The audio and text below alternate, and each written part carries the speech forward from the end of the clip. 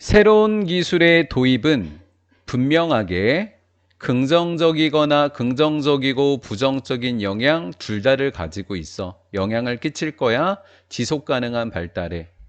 신기술이라고 하는 것은 긍정적인 요인과 부정적인 요인이 있다라는 글이잖아, 이 글이. 그치? 그래서 마지막에 뭐라고 했었어? 여기에 신기술은 평가되어져야만 한다. 그들의 모든 잠재적 영향에 대해서 평가되는데 뭐적으로 긍정적이고 부정적이고 평가된다라고 하는 것은 여기서 가지고 있다라는 말인 거야. 기술 자원의 좋은 관리는 기술 자원에 대한 좋은 관리는 그것들이라는 것은 긍정과 부정을 이야기하는 거야. 긍정적, 부정적인 영향을 완벽하게 충분히 고려해야만 한다라는 거지. 기술 자원을 관리할 때는 긍정 요인, 부정 요인이 다 있으니까 그것을 조심해라라는 거지. 원자력, 농업과 같은 분야에서의 기술 발전은 예를 제공해주고 있다. 예시인데 어떤 예시가 되는 거냐면 오브에 걸려 들어가는데 이만큼이 주어가 되는 거고 이렇게 되어서 가로로 닫고 됐고 가로로 닫혀 있는 거지. 이렇게 된 거야. 오브가 이런 가로가 되는 거고 여기서부터 여기까지가 주어인 거야. 긍정적인 요인이라고 했고 부정적인 영향이라고 했어. 긍정 영향, 부정 영향. 근데 어떻게 표현했냐면 나돈니 버돌소 사이에 여기는 긍정, 여기는 부정인 거야. 근데 다르게 표현했어. 환경에 대한 이익이라고 하는 긍정적 요인과 환경과 인간의 건강에 대한 위험이라는 부정적 요인이 어떻게 긍정과 부정적 요인이 어떻게 기술 발전에 수반되어서 따라오는지 수반된다, 뭐뭇을 따라오다. 기술 발전에 따라서 긍정적 요인과 부정적 요인이 어떻게 수반되는지에 대한 예를 제공해 주고 있다. 원자력과 농업에서는 긍정, 부정이 다 있더라라는 것을 하고 있습니다. 여기까지 잘 되셨어요? 다음 신기술이라고 하는 것은 마찬가지로 심오한 사회적 영향도 끼치더라라는 거예요. 긍정적인 영향도 있고 부정적인 영향도 있는데 사회적인 영향에서도 긍정 영향과 부정 영향을 모두 다 끼치더라라는 거죠. 얘는 또한 마찬가지로 산업혁명 이후로 기술적 진보라고 하는 것은 변화시켰어요. 본질을. 기술. 직장에서 요구되어지는 기술의 본질도 바꿔놨다라는 거예요.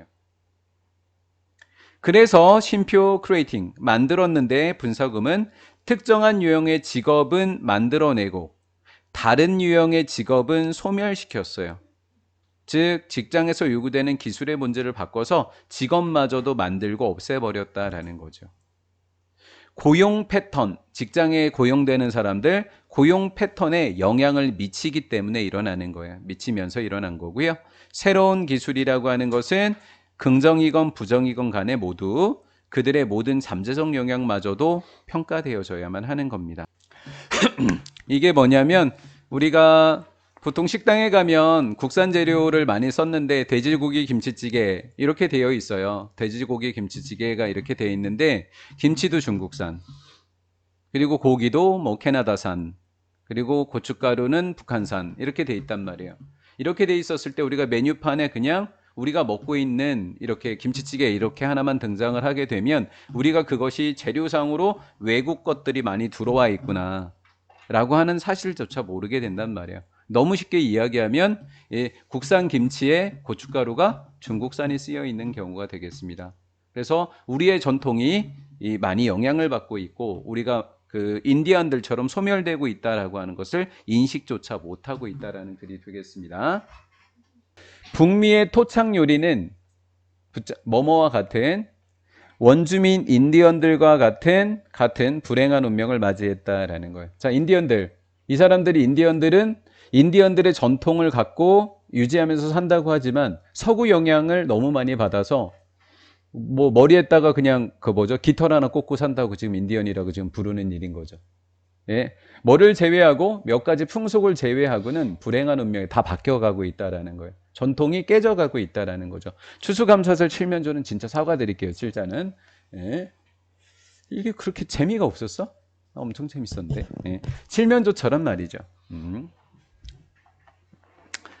추수감사절 때 칠면조만 올라가지 그 풍속은 다 바뀌어버린 거예요. 추수감사절에 대한 모든 제도와 형식이 옛날 전통이 없어요. 칠면조 하나만 딱 올라가 있는 것만 똑같아요.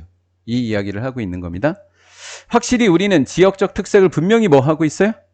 갖고 있는데 무슨 일이 벌어졌어요? 지역적 특색을 분명히 갖고 있다고 하면서 카롤로니아 지역에 있는 바베큐가 소스는 뭐를 이용하고 있어요? 캘리포니아산의 토마토를 사용하고 있어 지역 거를 사용 안 하고 있어요, 재료를.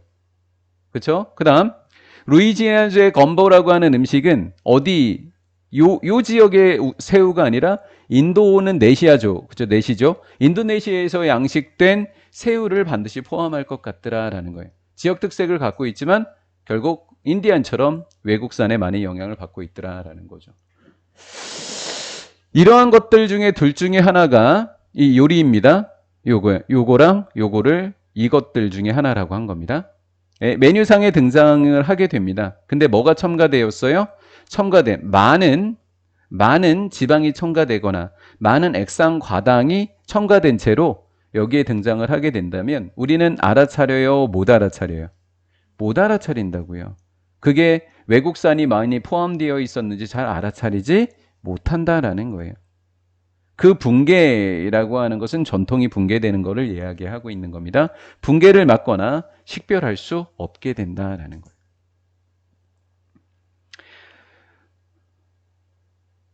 이게 만들어져야 되는 거예요. 사실은 이 사람이 주장하는 건 이게 만들어져는데 이게 깨지고 있다라는 거예요. 우리는 강력한 일반화된 규범입니다. 일반화된 규범을 뭐 해야 된다?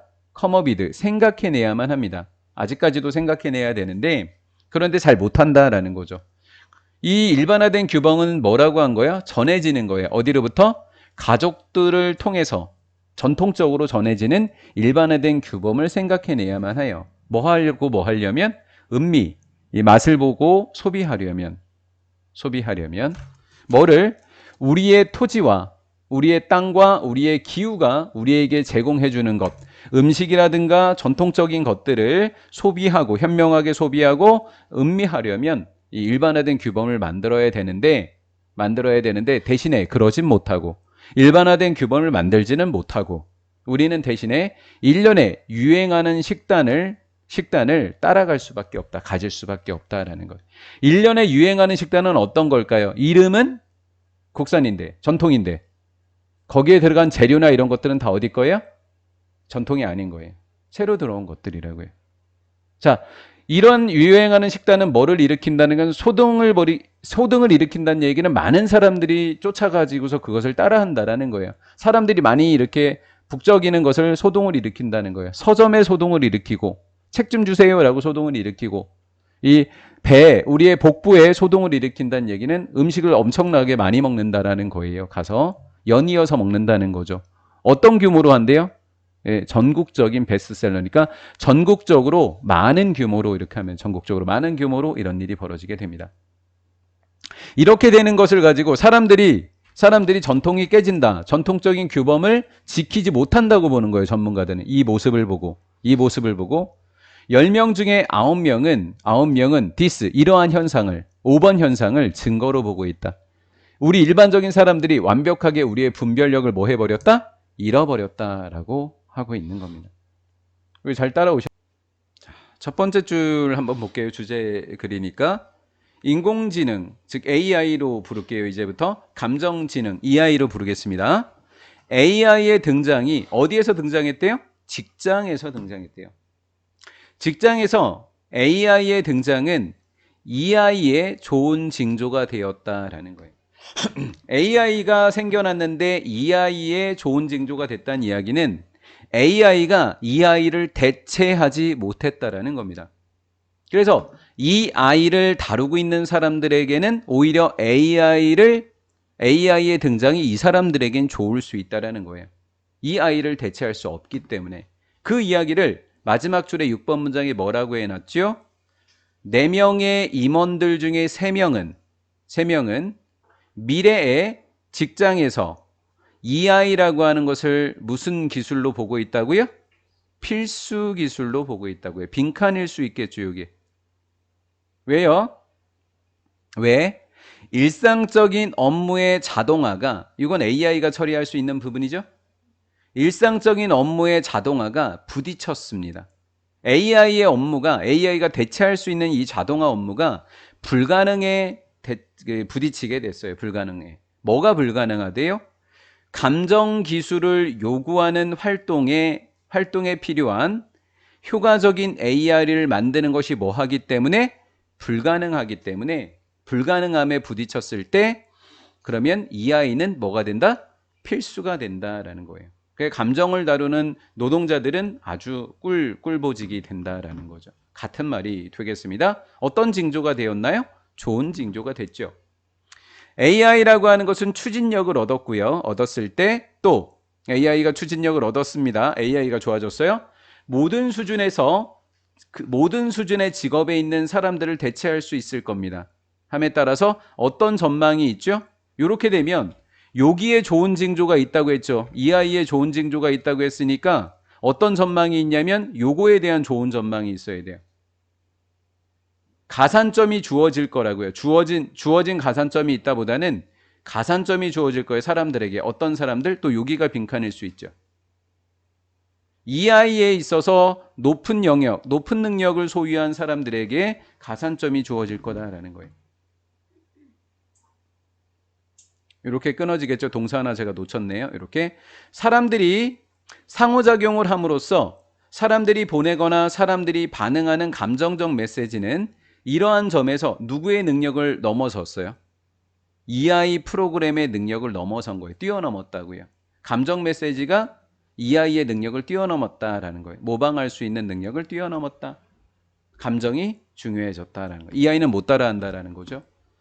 우리가 get further into age, 스마트 기기의 시대에 접어들면서 감지하고 관리하는 것, 감정을 감지하고 감정을 관리하는 것은 남아있게 됩니다. 하나의 유형의 지능으로. 누구를 당혹시켜요? AI의 능력을 뛰어넘었으니까 AI를 당혹시키는 그러한 지능의 유형으로 남아있게 됩니다. 이것을 의미합니다. 이 아이와 관련된 사람과 직업은 뭐 할 수 있다고? 여기도 빈칸. 안전하다고요. 뭐 하는 것으로부터? 기계, AI로부터 점령당하게 되는 것으로부터 안전하더라라는 거죠. 예, 제가 화가 출신이다 보니까 나무를 또 그려보도록 하겠습니다. 나무. 예영아, 이거 누가 봐도 나뭇가지잖아. 그렇죠? 즐기. 아니라니, 이게 어디 봐도 나뭇가지지. 그죠? 여기가 어떤 새끼야? 어떤 새끼야 지금? 야! V자루라니!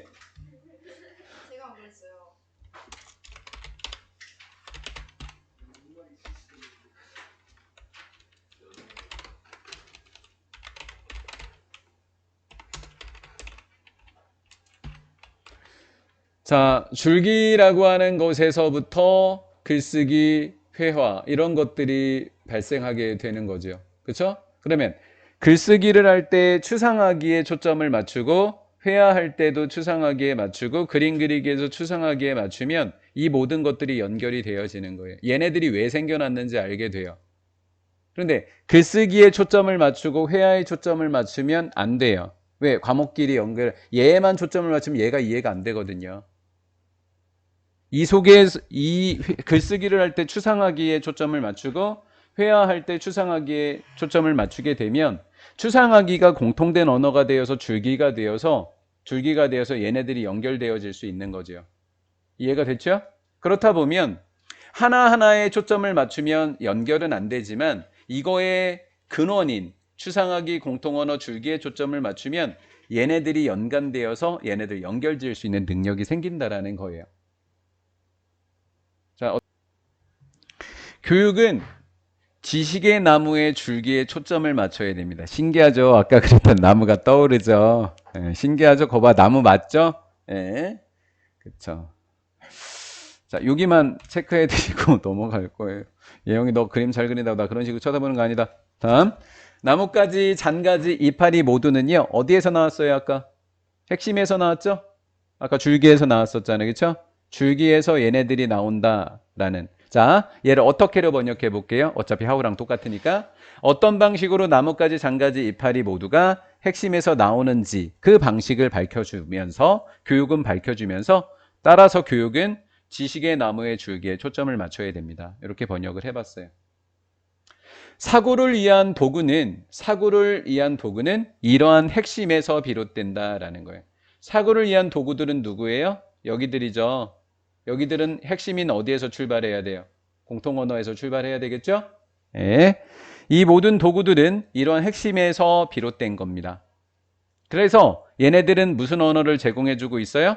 공통언어를 제공해주고 있는 거죠. 네. 그러면 with which니까 공통언어를 가지고라고 하면 되겠습니다. 공통언어를 가지고서 실무자들은요. 다른 분야에 있었던 실무자들은 그들의 경험, 혁신의 과정에 있어서 그들의 경험을 제공하다가 아니라 공유하다라고요. 공유할 수도 있고 그리고 창의적인 활동에 있어서의 연결고리를 찾아낼 수 있습니다. 뭘 갖고요? 공통언어를 가지고요. 예, 공유하다로 바꾸시라고요. 따라서 같은 용어가 커리큘럼 전반에 걸쳐서 활용되면 커리큘럼 전반에 있어서 글쓰기, 회화, 뭐 수학, 영어, 국어, 과학, 물리 이런 거에 쭉 공통언어가 있으면 얘네들이 쭉 연결될 수 있다고요. 이해가 된 거죠? 예, 그렇다라는 거.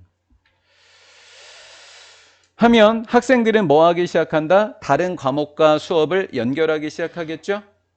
그들이 어디 속에서 글쓰기 수업에서 추상하기를 연습한다면 여기에 초점이 아니라 여기에 초점을 맞춘다면 만약에 그들이 회화 수업이나 그리기 수업에서 추상하기를 연습한다면 여기에 초점을 맞춘다면 여기가 아니라 모든 경우에 지금 앞에서 말한 두 가지 경우에 모든 경우에 만약에 학생들이 그것들을 그렇게 연습하는 것 그리고 연습하는 것을 추상학이라고 부른다면 그들은 이해하기 시작합니다.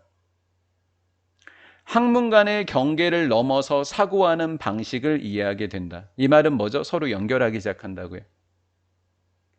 그들은 알게 됩니다. 바꾸는 방법을 알게 돼요. 그들의 사고를 변환하는 방법을 알게 됩니다. 한 방식으로부터 수학적 방식으로부터 과학적 방식으로 국어적 방식으로부터 영어적 방식으로 글쓰기로부터 회화까지 개념과 표현하는 한 가지 방법인 글쓰기로부터 또 다른 개념과 표현의 또 다른 방법인 회화 이런 것으로 그들의 사고를 변환시키는 방법을 알게 됩니다. 학문을 연결한다라고 하는 것은 자연스럽게 나올 수 있습니다. 용어와 도구가 제시돼야 돼요. 보편적 상상력의 일부. 이게 뭐예요? 보편적 상상력은 위에요, 아래예요. 보편적 상상력은 여기예요. 보편적 상상력으로 제시가 되면 학문을 연결해 가는 게 가능하다고. 그래서 보편적 상상력도 여기 쓰여 있어야 되는 거예요. 줄기에. 보편적 상상력도 여기인 거예요. 공통언어 추상학인 거예요. 이해가 됐어요? 네, 그렇다라는 거죠.